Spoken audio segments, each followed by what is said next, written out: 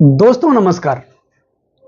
मैं ज्योतिषाचार्य एडी शास्त्री और आपके अपने YouTube चैनल नक्षत्र एस्ट्रो वर्ल्ड में मैं आप सभी का सादर अभिवादन करता हूं।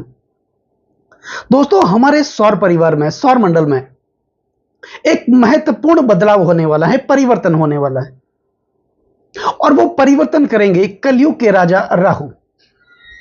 18 मई 2025 को राहु अपना राशि परिवर्तन करेंगे। 18 महीने के बाद सभी को पता है राहु एक राशि में 18 महीने तक विराजमान रहते हैं। तो राहु के इस राशि परिवर्तन का प्रभाव मकर राशि वाले जातकों के जीवन पर अगले 18 महीने किस प्रकार देखने को मिलेगा, इस वीडियो के माध्यम से हम जानने वाले हैं और समझने वाले हैं।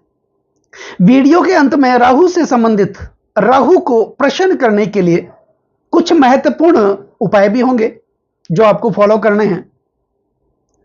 तो 18 मई 2025 को राहु अपना राशि परिवर्तन करते हुए मकर राशि वाले जातकों के द्वितीय भाव धन, कुटुंब और वाणी के भाव में विराजमान होंगे और 18 महीने तक ये द्वितीय भाव में विराजमान रहेंगे। अब राहु पहले तीसरे भाव में मीन राशि में चल रहे थे। हालांकि राहु और केतु ये उल्टे चलते हैं, तो मीन राशि से निकल करके शनिदेव की कुंभ राशि और मकर राशि वाले जातकों के द्वितीय भाव में विराजमान होंगे।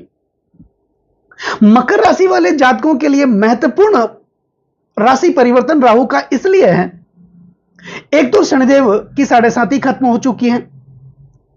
7.5 साल की तपस्या का फल शनिदेव देंगे। शनिदेव धन भाव में चल रहे थे, लेकिन अब तीसरे भाव में विराजमान हुए। 29 मार्च 2025 को शनिदेव भी राशि परिवर्तन कर चुके हैं और मकर राशि वाले जातकों के तीसरे भाव में विराजमान हुए। त्रिछष्टे चलाबे शनि सौख्यदाता, अर्थात जब भी शनिदेव गोचर वश परिभ्रमण करते हुए हमारी जन्म राशि से यानी कि चंद्रमा से तीसरे, छठे व एकादश भाव का संचरण करते हैं, अत्यंत शुभ स्थिति में होते हैं। और शनिदेव का राहु के साथ मित्रवत संबंध भी है। शनिदेव कुंभ राशि से निकल करके मीन राशि में आए और राहु मीन राशि से निकल करके कुंभ राशि में जाएंगे, तो इन दोनों मित्र ग्रहों की भावों की अदला बदली होगी। अब राहु 18 मई 2025 को तीसरे भाव से निकल करके द्वितीय भाव में विराजमान होंगे, कुंभ राशि में विराजमान होंगे। और अगर आपकी जन्म कुंडली में भी राहु द्वितीय भाव में विराजमान हो और द्वितीय भाव के स्वामी की दृष्टि अगर राहु पर हो, तो यह राहु का राशि परिवर्तन जीवन को बदलने वाला आपके लिए हो सकता है। वैसे भी द्वितीय भाव में राहु की स्थिति अच्छी मानी जाती है, क्योंकि द्वितीय भाव सप्तम से अष्टम होने के कारण इस भाव को मारक भाव कहा जाता है और मारक भाव में राहु की स्थिति अत्यंत शुभ रहने वाली है। तो 18 महीने तक आपके जीवन को बदलने वाला यह राहु का राशि परिवर्तन होगा। दोस्तों, कौन है राहु? कुछ विद्वान राहु को आध्यात्मिक अंधकार मानते हैं, तो केतु को एक प्रकाश। हालांकि ये दोनों ग्रह चंद्रमा के उत्तरी व दक्षिणी ध्रुव हैं। राहु की छाया धरती पर पड़ती है, वहीं केतु की छाया अंतरिक्ष में, आकाश में। राहु धरती में छुपे रहस्यों में रुचि लेते हैं। राहु की रुचि इंद्रियों की तुष्टि में है। राहु सुखलोभी हैं। इस दुनिया में जितनी भी काली व बुरी वस्तुएं हैं, सबके ऊपर राहु का अधिकार है। इसलिए राहु को कलयुग का राजा कहा जाता है। अगर हम चाहते हैं कि हमारे जीवन में वो सब भौतिक सुख सुविधाओं के साधन उपलब्ध हो, यानी कि गाड़ी, मोटर, बंगले, नौकर, चाकर, वो सभी सुख सुविधाओं के साधन जो दुनिया के पास है वो हमारे पास आ जाए, तो फिर यह राहु के बिना संभव नहीं है। राहु हमारी दृढ़ इच्छा शक्ति को बढ़ाता है। राहु एक सपना है और सपना वो नहीं होता है जो नींद में सोते हुए देखा जाता है। सपना तो वो होता है जो सोने नहीं देता है। राहु हमारी इच्छा शक्ति है। राहु हमारी भूख को बढ़ाते हैं। राहु हमारी तड़प को बढ़ाते हैं। साम दाम दंड भेद कुछ भी हो जाए, वो चीज मुझे प्राप्त होनी चाहिए तो होनी चाहिए, ये सब राहु की इच्छा शक्ति ऐसी राहु के अधिकार क्षेत्र में आ जाती है। समुद्र मंथन की कथा तो आपने सुनी होगी।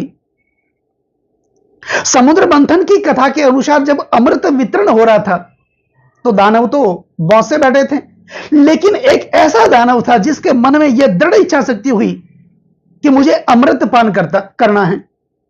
और वो दानव अपनी प्राणों की परवाह न करते हुए देवताओं का रूप धारण करके देवताओं की पंक्ति में आकर के बैठ गया। गर्दन कटी तो कटी, लेकिन श्री हरि विष्णु के हाथ से अमृत की कुछ बूंदों का स्वाद उसने चखा।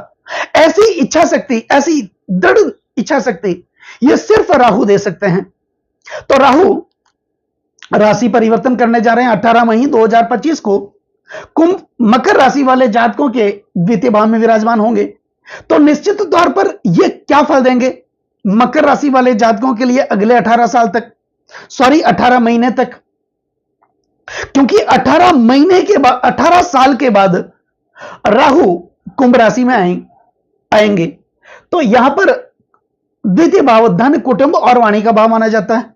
निश्चित तौर पर एक तो 7.5 खत्म हो चुकी है और राहु मारक भाव में द्वितीय भाव शनि की राशि में आए, अपने मित्र ग्रह की राशि में आए और मारक भाव में आए, तो निश्चित तौर पर यह धन के प्रभाव को बढ़ाएंगे। आपकी वाणी के अंदर एक मधुरता भी देंगे। हालांकि राहु एक दैत्य ग्रह है, लेकिन जब यह दैने पे उतर जाए तो जीवन को बदल दे सकते हैं, सब कुछ दे सकते हैं जो एक व्यक्ति को इस भौतिक युग में चाहिए। तो यह आपके जीवन को बदलेंगे, आपकी कौटुंबिक स्थिति को अच्छा करेंगे, क्योंकि इन 7.5 में आपका कुटुंब परिवार बिखरा हुआ था। घर के जितने भी सदस्य थे उनके बीच वैचारिक मतभेद बने हुए थे, एक सामंजस्य से बैठ ही नहीं रहा था, कोर्ट कचहरियों के आप चक्कर काट रहे थे, कर्ज का बोझ लगातार आपके ऊपर बना हुआ था, कर्जा उतरने का नाम ही नहीं ले रहा था।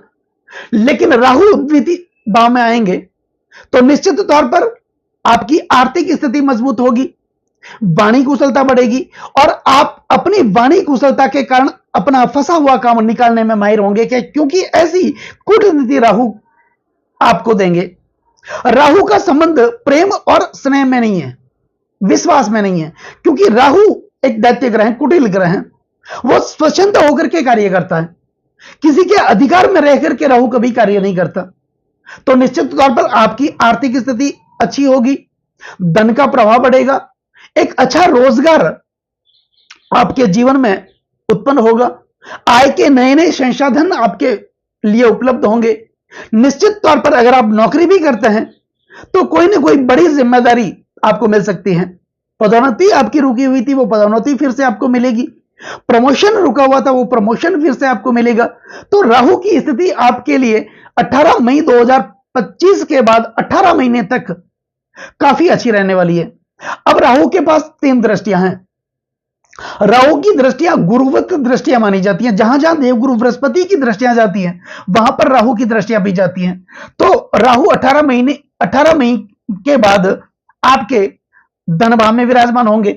तो राहु की पंचम दृष्टि होगी आपके 6ठे भाव पर। 6ठा भाव रोग, ऋण और शत्रु का माना जाता है। दिनिहत रिपु रोग चष्ट याते पिबती च वनितास्य श्री पुटोष्टम, अर्थात राहु की 6ठे भाव पर दृष्टि यह आपके शत्रुओं का नाश करेगी, आपको कर्जों से मुक्त करेगी। हॉस्पिटल के खर्चे बने हुए थे, उन खर्चों से आपको मुक्त करेगी। कोई ना कोई आपकी टांग खींचने वाला था, आपकी आलोचना करने वाला था, जो चाह रहा था कि आप आगे ना बढ़े, ऐसे विरोधियों की शक्ति को क्षीण करेंगे राहु, क्योंकि इनकी पंचम दृष्टि होगी आपके 6ठे भाव पर। तो निश्चित तौर पर यह दृष्टि आपके लिए शत्रुओं का नाश करने वाली होगी, आपके व्यापार में नए नए संसाधन उपलब्ध करवाने वाली होगी, आपके आलोचकों का नाश करेगी, आपके विरोधियों का नाश करेगी और आपके खिलाफ जो कुटिल षड्यंत्र हो रहे थे उनसे आपको मुक्ति होगी, मिलेगी।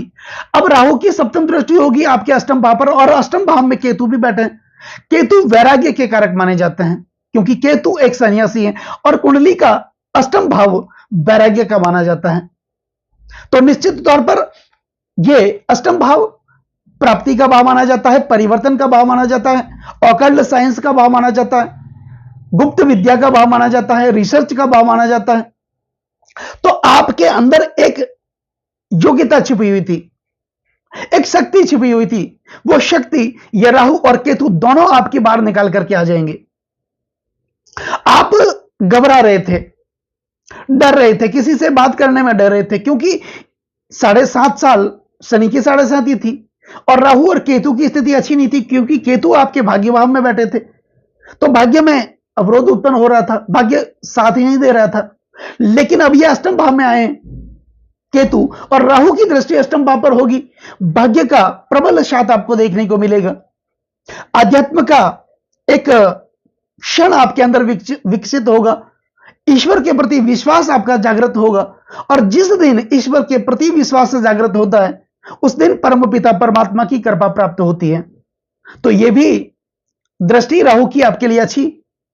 अब राहु की एक दृष्टि, नवम दृष्टि आपके दसम भाव पर जा रही है। दसम भाव ऊंची पदवी, मान मर्यादा और प्रतिष्ठा का माना जाता है, तो निश्चित तौर पर इन 18 महीनों में आपकी प्रतिष्ठा बढ़ने वाली है, आपको कोई ना कोई बड़ा पद मिलने वाला है, कोई ना कोई प्रमोशन मिलने वाला है। आपके सपने, आपकी इच्छाएं जो लगातार दबी हुई थी, वो सपने, वो इच्छाएं आपकी पूरी होगी। आपके कार्य क्षेत्र में कुशलता देखने को मिलेगी, आप अपने जन्म स्थान से दूसरे स्थान पर जाकर के कोई ना कोई कार्य भी करेंगे या नौकरी भी कर सकते हैं। दूसरी बात, राहु एक ऐसे ग्रह हैं जो विदेश प्रवास के कारक माने जाते हैं। यह व्यक्ति के विदेश जाने के मार्ग को प्रशस्त करते हैं। तो जो लोग विदेश जाने के इच्छुक हैं या जा चुके हैं, उनके लिए राहु का यह राशि परिवर्तन, जो भी मकर राशि वाले जातक होंगे उनके लिए राहु का यह राशि परिवर्तन अच्छा साबित होगा। अपने बच्चों को हायर एजुकेशन के लिए अगर आप बाहर भेजना चाहते हैं, विदेश भेजना चाहते हैं, तो 18 मई 2025 का वो समय होगा, उसके बाद आपके लिए बहुत बढ़िया स्थिति होगी। तो दोस्तों, यह होगी मकर राशि वाले जातकों के लिए राहु के राशि परिवर्तन होने के साथ ही। अब बात कर लेते हैं राहु को प्रसन्न करने की। तो क्या करना है? 7.25 रति का गोमेद पंच धातु की अंगूठी बना करके उसमें आप जड़वा लें। शनिवार के दिन संध्या काल के समय वो गोमेद मध्यमा अंगुली में आप धारण करें 18 मई के बाद, जो भी मकर राशि वाले जातक हैं। दूसरा, 14 मुखी रुद्राक्ष आप अपने गले में धारण करें, भगवान शिव की आराधना करें, भगवान शिव की पूजा करें। एक हरा नारियल, उसमें छेद करके तांबे का सिक्का, खोटा सिक्का डाल करके बहते हुए जल में आप प्रवाहित कर लें। यह उपाय आपको शनिवार या मंगलवार के दिन करना है। तो निश्चित तौर पर राहु का यह राशि परिवर्तन आपके लिए अच्छा होगा। तो दोस्तों, कैसा लगा ये वीडियो? ये वीडियो अगर आपको अच्छा लगा हो, मेरा समझाना आपको सार्थक लगा हो, समझाने का तरीका अगर आपको अच्छा लगा हो, तो इस वीडियो को आप आगे से आगे शेयर जरूर करें, बेल आइकन बटन को जरूर दबाएं, ताकि मेरे आने वाले और भी नए नए वीडियो के नोटिफिकेशन सीधे आप तक पहुंच जाएं। लाइक जरूर करें, कमेंट जरूर करें, क्योंकि आपका एक लाइक और एक कमेंट मेरे अंदर बहुत ज्यादा आत्मविश्वास भर देता है। और चैनल को सब्सक्राइब जरूर करें। नमस्कार दोस्तों।